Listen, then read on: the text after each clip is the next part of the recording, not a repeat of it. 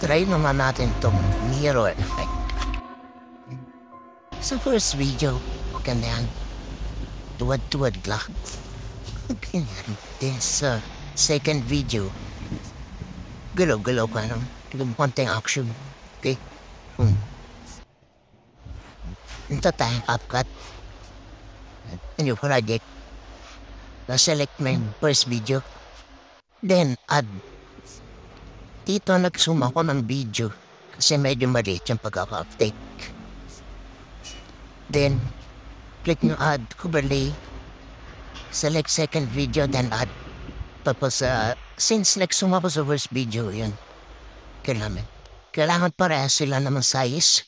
I-check yung sa basic. Then, kinopya ko yung settings niya sa second video.